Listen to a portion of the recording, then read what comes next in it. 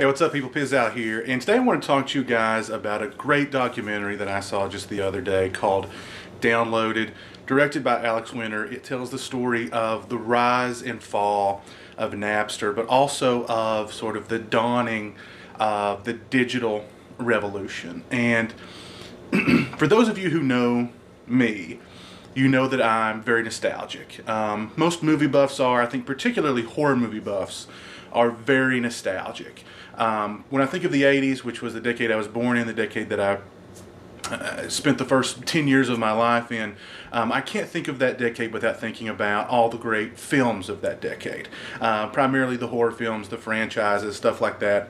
It's ironic, one of my all-time favorite films of that decade is 1987's The Lost Boys, which co-stars Alex Winter, which is of course the director of the documentary Downloaded. He also directed a really good film called Fever, which came out either in the late 90s or early 2000s, I don't recall, but nobody ever talks about that movie, and I thought it was really good, so if you can check that movie out, do so, Fever. When I think of the 90s, I think of the internet and I think of music. And it's odd that I find those two things synonymous, because that's the central focus of the movie, or the documentary Downloaded. It tells the story of a young man named Sean Fanning who had this idea of bringing people together through music, and how he started to build Napster, which really was just him alone, secluded in a single room, just writing hours and hours of netcode, which became Napster.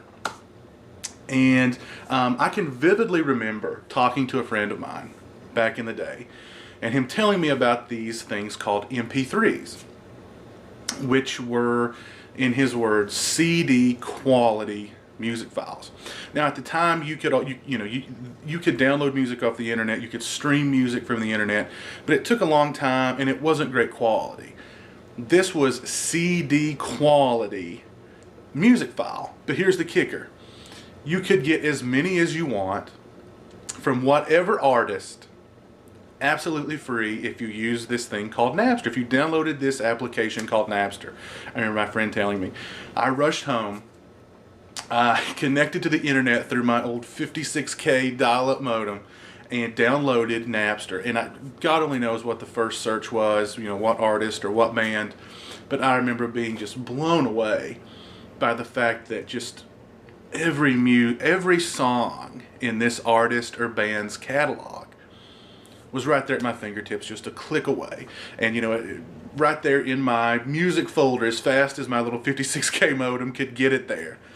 And just being blown away with, technology.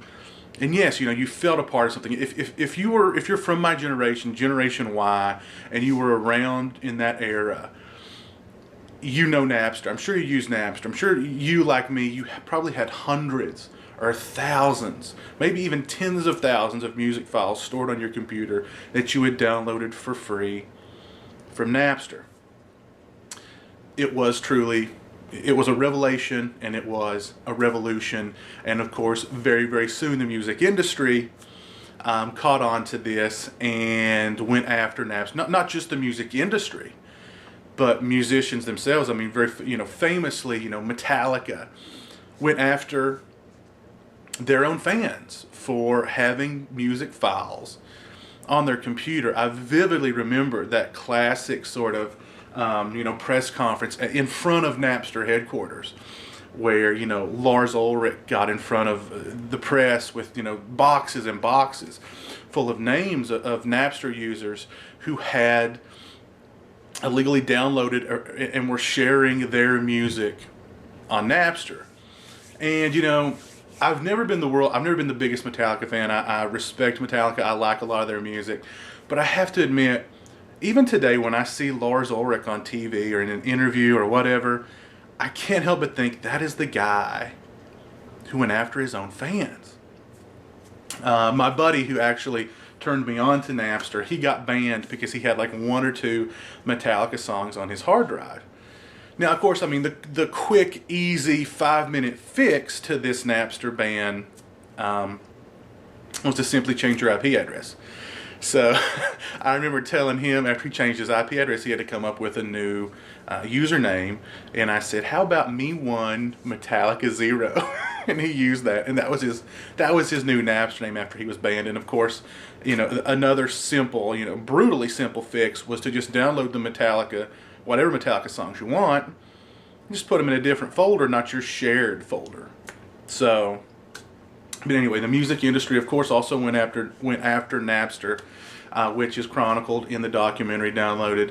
And the thing that I always, yes, you're illegally getting this music, but the music industry, just their model was just so old and so antiquated, and they had such a stranglehold on the consumer because it cost them hundreds of a penny to make a CD that they would turn around and sell to us for $15-$20, and there's one, two, maybe three good songs on that CD. Well, of course, this changed everything. And instead of the music industry trying to adapt, they tried to destroy. And even then, I recall thinking, they can shut down Napster. But the technology is out there. This peer-to-peer technology is out there, and it's never going away. And yes, eventually they did shut down Napster. But the technology's there. The signal, you can't stop the signal. Of course, there's torrent sites now, and there was Scour and LimeWire and so many other, file sharing applications. And finally, after years and years and years of fighting, the record industry at this point is now kind of, they're rolling with the punches, and more and more, even with, especially with the music industry, but even with the movie industry, we see it moving away from the actual physical copy to the stream, or the digital download, as opposed to actually owning the film or the CD. But the documentary was, for me, just absolutely infinitely fascinating and powerful, because you meet Sean Fanning, you meet Sean White. No, I'm forgetting his name. He was Justin Timberlake played him in the social the Facebook movie, which now I'm totally names and titles are totally eluding me at this point. But The Social Network, Justin Timberlake played him in The Social Network, but he was a co-founder of Facebook, and they sort of talked to the crew who put Facebook together and launched it and made it such a huge thing. And there's one part in the documentary which for me was really powerful, where they're talking about, they had just gotten this capital, and Napster at one point was worth well over $100 million. And within a matter of just months, it was completely bankrupt and, filing for Chapter 11 protection. And, all the Napster guys are talking about it, and their voices sort of fade out, and the camera focuses and starts to zoom in on Sean Fanning, and you can just see it in his eyes as he's mulling all this over in his head, and he's thinking about it, and you can just see it in his eyes, him wondering, what happened? How did we go? Still to this day, and he still hasn't quite grasped it or figured it out. How do we go from $100 million to zero, and Napster being gone within just a few months? But I really loved the film, which is the bottom line. It's playing. It's on video on demand. It's playing in a few cities. It's a VH1 rock doc. So eventually it's going to be played on VH1. But I was lucky enough to take in a screening of the film, and I was just blown away. I highly, highly recommend it to everyone. Particularly if you're from Generation Y, you will love this documentary. It's so interesting to see how the peer-to-peer technology, how it was sort of created in this tiny room with this one guy, and how all these years later it's still in use. We still use it every day. I mean, just think if you're an online gamer and you play Call of Duty, the peer-to-peer hosting system. If you use torrent sites, I mean, if you use any kind of peer-to-peer software or, you know, file sharing system, that all started with Napster.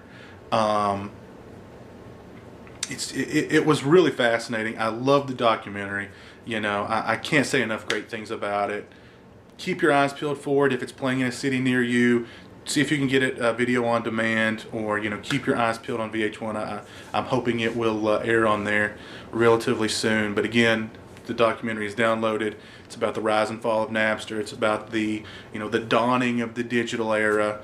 Just absolutely fascinating, powerful documentary. You know, mucho kudos to Alex Winter, the director of the film.